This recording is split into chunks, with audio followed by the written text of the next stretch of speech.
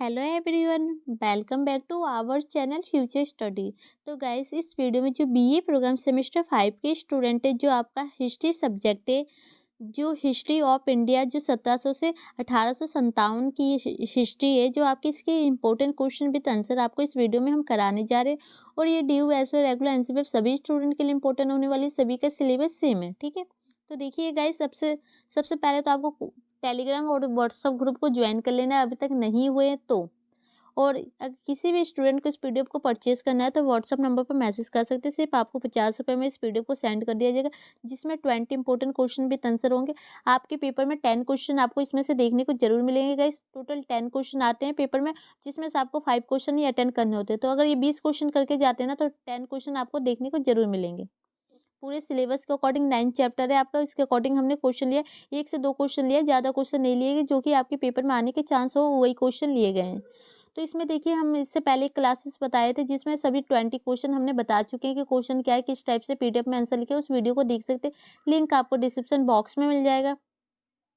तो इसमें जो हम आपको देखिए चैप्टर आपका 9 इसका क्वेश्चन विद आंसर कराएंगे, और एक ही क्वेश्चन बनता है आपके पेपर में, और ये क्वेश्चन आपके पेपर में देखने को जरूर मिलेगा, चैप्टर 9 के अकॉर्डिंग है। ठीक है, तो क्वेश्चन देखिए, पहले क्या है, चैप्टर का नाम ही से आपको पता चल रहा होगा कि इसमें इसको क्या बताना है, इनके कारण बताने हैं, इनकी प्रकृति, इनके परिणाम क्या क्या हुआ है, ये तो बताना है। ठीक है, क्वेश्चन देख सकते हैं एक बार। 1857 के विद्रोह के राजनीतिक, आर्थिक और सामाजिक कारणों पर चर्चा कीजिए। इन कारणों ने मिलकर विद्रोह के प्रकोप में कैसे योगदान दिया। तो इसमें क्या बताना है कि जो ये आपका फर्स्ट क्वेश्चन बनता है कि जो इसके क्या क्या कारण थे। कारण में जैसे आ सकते हैं राजनीतिक, सामाजिक, आर्थिक, ये 3 टाइप के कारण होते हैं ज्यादातर। ठीक है, तो इनका क्या योगदान था ये बताना है। अब इसी में देखिए क्वेश्चन क्या है, भारत में ब्रिटिश शासन पर 1857 के विद्रोह के तुरंत बाद और लंबे समय के में परिणाम की चर्चा कीजिए। कि अब इसका इसका जो ये युद्ध है, इसका जो परिणाम क्या निकला वो आपको बताना है। ठीक है, भारतीय समाज पर 1857 के विद्रोह के प्रभाव का विशेष रूप में विभिन्न सामाजिक वर्गों, समुदायों पर पड़े प्रभाव का वर्णन कीजिए। तो इसमें क्या बताना है, इसके प्रभाव बता, इसमें कारण, इसमें परिणाम, इसमें प्रभाव। अब इसमें देखिए क्या पूछा गया, 1857 के विद्रोह के कारण और परिणाम तथा प्रभाव का वर्णन कीजिए। इसमें क्या पूछा है, इसमें तीनों पूछ लिया गया है। इसमें प्रभाव भी पूछ लिया, कारण भी पूछ लिया, परिणाम भी पूछ लिया। तो एक चीज आपको यहाँ समझ में आई होगी, आपके चैप्टर के अकॉर्डिंग भी क्वेश्चन किसी भी टाइप से आए, आपको आंसर पता होना चाहिए। कारण भी पूछा जा सकता है अलग से, परिणाम भी पूछा जा सकता है, प्रभाव भी पूछा जा सकता है, अलग अलग से भी आ सकता है, या तीनों एक ही में मिक्स करके भी आ सकते हैं। तो आपको क्वेश्चन समझ में आ गया। अगर इस क्वेश्चन को करते हैं ना, आपके 3 टॉपिक क्लियर होते हैं। तीनों में से कोई सा भी टॉपिक आपके पेपर में आता है ना, तो आप आंसर लिख सकते हैं अच्छे से, पॉइंट टू पॉइंट।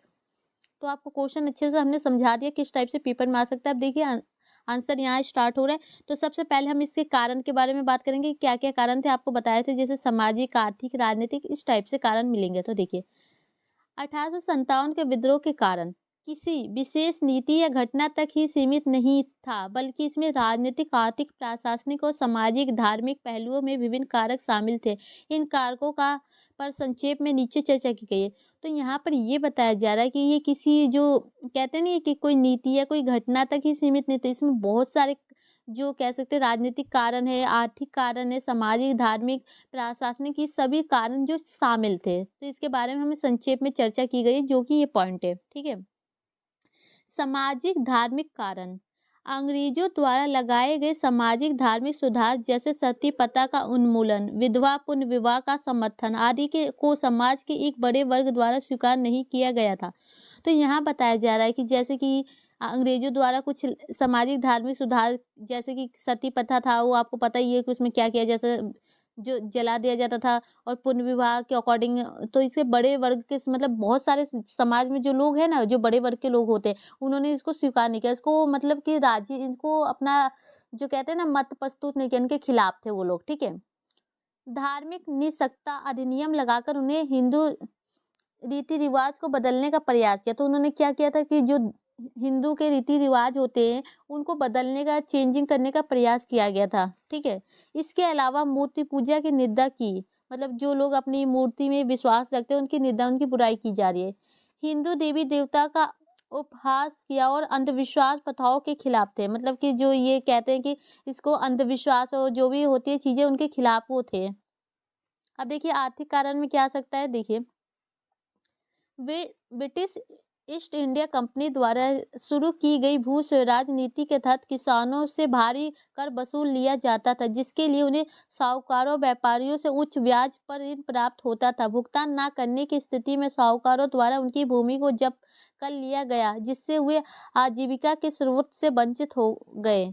तो यहाँ यही बताया जा रहा है कि जो ये ब्रिटिश की जो इंडिया कंपनी थी, इसके आने से क्या हुआ, इनके जो उनकी जो सरकार किसान होते हैं ना, जो गरीब लोग होते हैं, वो अपने क्या करते थे, खेती बाड़ी करके अपना जीवन यापन करते थे, लेकिन वो उनसे भारी कर मतलब ब्याज के अकॉर्डिंग पैसे वसूले जाते थे, जिसके कारण उनको क्या होता था, साहूकार व्यापारियों से जो ब्याज मतलब पैसे उधार लेके अपनी खेती बाड़ी में लगाने होते थे, ऋण ब्याज पर लेते थे पैसे। और अगर वो साहूकारों को उनके द्वारा भूमि पर जो कर है, पैसे है, वो नहीं दे पाते थे, तो वो क्या करते थे, जो साहूकार लोग होते थे किसानों की जमीन को हड़प लेते थे, अपने कब्जे में ले लेते, जिसके कारण ये होता था कि जो किसान है अपनी आजीविका के स्रोत से वंचित हो जाते थे, मतलब अपने खाने पीने की जो भी चीजें खेती बाड़ी से ही तो प्राप्त होती, तो उनसे वंचित रह जाते हैं। तो ये पॉइंट है, ठीक है।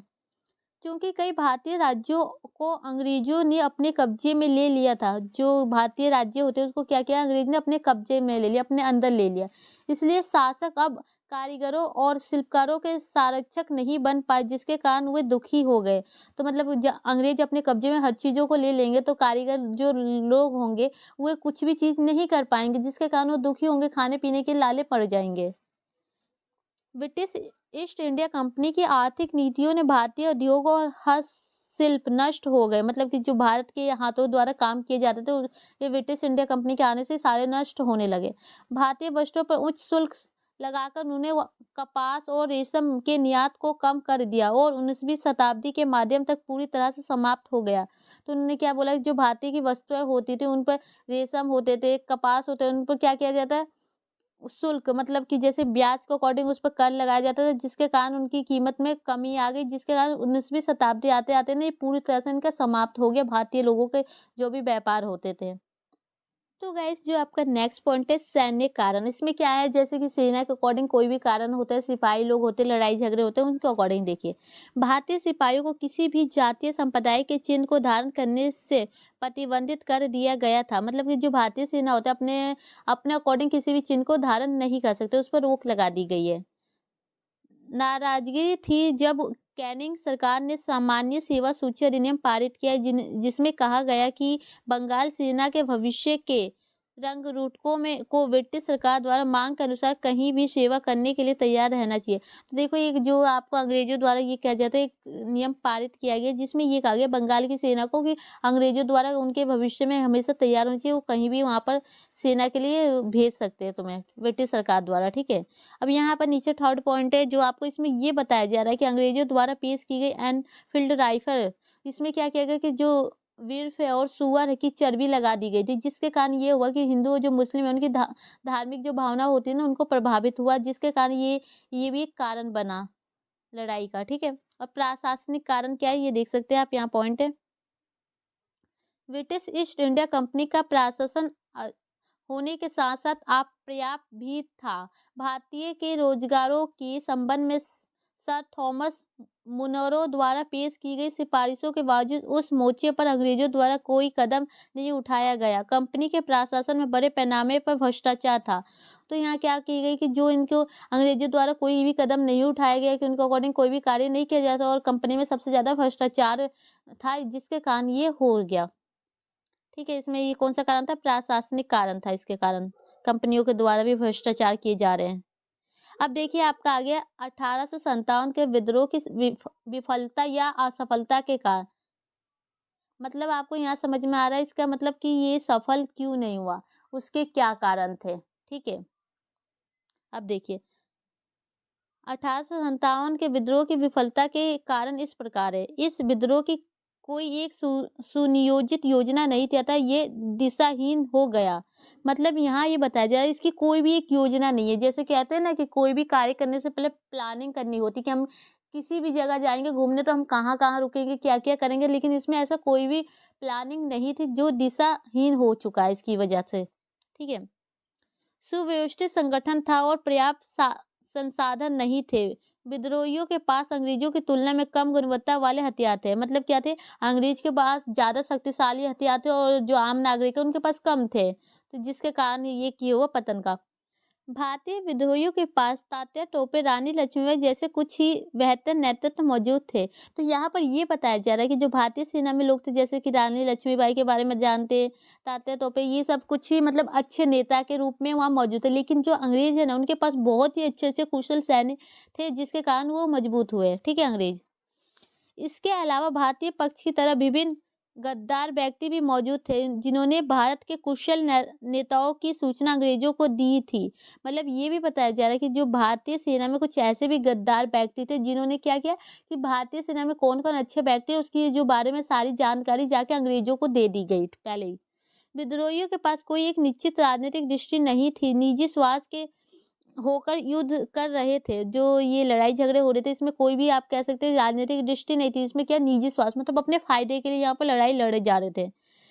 देशी शासक विद्रोह को कुचलने में अंग्रेजों की मदद कर रहे थे। तो ये अंग्रेजों के द्वारा ये लड़े जा रहे थे। विदेशी विद्रोही भावनाओं को छोड़कर भारतीय सिपाहियों के पास कोई एकीकृत विचारधारा या दूरदेशी कार्यक्रम नहीं था। तो यही था कि ये पॉइंट है जो इनकी विफलता के कारण बने।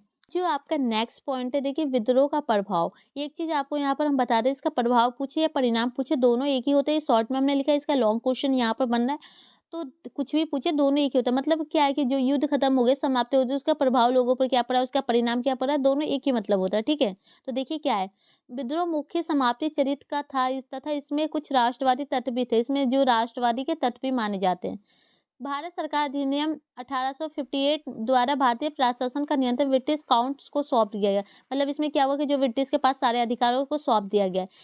ऐसी घटना की पुनरावृत्ति रोकने के लिए सेना को सावधानी पूर्वक पुनर्गठित किया गया। मतलब ये सब रोकने के लिए सेना को सावधानी पूर्वक तैयार किया गया उसको दोबारा से। 1857 का विद्रोह भारतीय इतिहास की एक अत्यंत महत्वपूर्ण घटना थी। ये बहुत ही ज्यादा महत्वपूर्ण घटना के रूप में जानी जाती है। ये केवल सिपाही की उपज थी, जो सिपाही थे इनकी उपज थी। ठीक है, बल्कि कंपनी के प्रशासन के खिलाफ लोगों की शिकायतों, विदेशी शासन के प्रति उनकी नापसंदी का परिणाम थी। मतलब क्या थी, लोग जो होते हैं वो कंपनी को पसंद नहीं करते, अपने परिणाम के अकॉर्डिंग वो सामने ला रहे हैं कि कैसे शिकायतें, कैसे विदेशी शासन के प्रति उनकी नापसंदी है, तो उनको सामने लाया जा रहा है। ठीक है, तो इस समझ में आ गया। अब देखिए इसके परिणाम के कारण क्या है, आपको परिणाम को अच्छे से समझना है, पेपर में आ सकता है। ठीक है, इसके बाद भारत में ब्रिटिश ईस्ट इंडिया कंपनी का शासन समाप्त कर दिया गया था। तो मतलब इसका परिणाम क्या होगा, जो इस कंपनी का शासन है पूरी तरह से खत्म कर दिया गया, समाप्त कर दिया गया, और ब्रिटिश ताज ने भारत का शासन सीधे अपने हाथों में ले लिया। जो भारत का शासन है इनके हाथों में चला गया। ठीक है, इस विद्रोह के पश्चात कंपनी पर नियंत्रण स्थापित करने के लिए गठित किए गए वर्ल्ड ऑफ काउंट तथा कोड ऑफ डाइकाउंट नामक दोनों संस्थाओं को समाप्त कर दिया गया तथा इनके स्थान पर एक भारत सचिव तथा उसकी 15 सदस्य इंडिया काउंसिल की स्थापना की गई। मतलब इन दोनों को समाप्त करके यहाँ पर एक भारत के द्वारा जो 15 सदस्य काउंसिल की स्थापना की गई थी। भारत सरकार सचिव ब्रिटिश सरकार का भारत संबंधित मामले देखने वाले एक मंत्री होता था। ये मंत्री के रूप में एक कार्य करता था कि जो होता था कैसे देखा जाता है इसकी चीजों को। अब इसके बाद नेक्स्ट पॉइंट देखिए, 1857 के विद्रोह के बाद एक भारत शासन अधिनियम पारित किया गया। तो ये एक शासन पारित किया गया था। इसके माध्यम से भारत के जनरल को भारत का वायसराय बना दिया गया था। चूंकि इस अधिनियम के पारित किए जाने के समय भारत का जनरल था, इसलिए लॉर्ड कैंडिंग भारत का अंतिम गवर्नर जनरल तथा भारत का पहला वायसराय बना था। इस विद्रोह के बाद ब्रिटिश शासन ने भारत में साम्राज्य विस्तार करने की नीति का त्याग कर दिया तथा लोगों के सामाजिक और धार्मिक मामलों में हस्तक्षेप नहीं करने की नीति अपनाई। तो मतलब इस नीति को लागू होने के बाद क्या किया था कि जो भारत के शासन के साम्राज्य है उन लोगों उस नीति को त्याग कर दिया, और लोगों के बीच में जो धार्मिक और सामाजिक होते हैं हस्तक्षेप, मतलब उसमें टांग अड़ाना, तो उस नीति को उन्होंने अपना ली थी कि मतलब कि उसमें कोई भी हस्तक्षेप नहीं किया जाएगा। कोई भी किसी के निजी मामलों में अपना कहते हैं ना रोक टोक नहीं किया जाएगा। इस विद्रोह के बाद ब्रिटिश सरकार के द्वारा भारतीय सेना के पुनर्गठन के लिए एक पीप आयोग गठित किया गया। इस आयोग ने ब्रिटिश सरकार को अपनी रिपोर्ट सौंपी और उस रिपोर्ट के आधार पर भारतीय सेना में भारतीय सैनिकों की तुलना में यूरोपीय सैनिकों की अनुपात बढ़ा दिया गया था।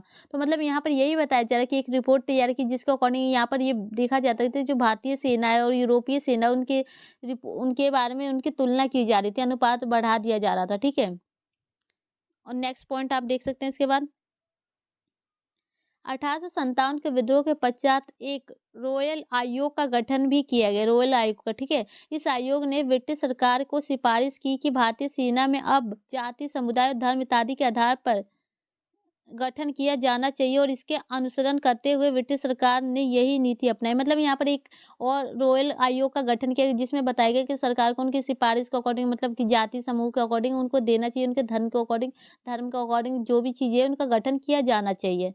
इस नीति का मूल उद्देश्य भारतीय समाज को विभाजित करना था तथा उन पर अपने शासन को नियंत्रण बनाए रखना था। ब्रिटिश सरकार की ऐसी ही नीति को फूट डालो राज करो नीति कहा जाता था। मतलब कि वो अपना एक अलग सरकार बनाना चाहते थे जो कि गरीबों पर शासन करना चाहते थे और अपने उनके बीच में धर्म के नाम पर अलग-अलग कर दिया, उनको जाति के नाम पर अलग-अलग करके बँटवारा कर दिया कि जिसके कारण वो फूट डाल रहे हैं एक दूसरे के बीच में और राज कर रहे हैं, नीति वो कहा गया। मतलब कि लोगों के बीच में दूरियाँ पैदा करके खुद ही राज करे, ठीक है? तो ये क्वेश्चन था, ये आंसर था जो कि यहाँ फाइनली कंप्लीट हो चुका है। तो इस वीडियो को 1 से 2 बार आप देखिएगा, समझिएगा, ये क्वेश्चन आपके पेपर में आ सकता है। या तो आपसे कारण पूछा जाए या तो परिणाम पूछा जाए या इसका प्रभाव पूछा जा सकता है, ठीक है? तो आपको हमने अच्छे से क्वेश्चन बता दिए, चैप्टर आपका कंप्लीट हो गया। इसके बाहर से इस चैप्टर के अकॉर्डिंग कोई सा क्वेश्चन नहीं बनेगा, यही क्वेश्चन बन सकते हैं पेपर में। तो वीडियो को 1 से 2 बार देखिएगा और बाकी क्वेश्चन के आंसर आपको चाहिए तो कमेंट कीजिए, वीडियो अपलोड कर देंगे, नहीं तो आप इस पीडीएफ को ले सकते हो और इससे आप पढ़ सकते हैं। 40 पेज की पीडीएफ बनने जा रही है गाइस, जो कि आप एक से कम 3 से 4 घंटे में पीडीएफ को पढ़ के समझ भी सकते हैं ना। 2-4 क्वेश्चन भी आपने समझ लिया तो अगर पेपर में आ जाते हैं तो आप लिख सकते हैं, ठीक है? तो वीडियो को शेयर कीजिए। Thank you.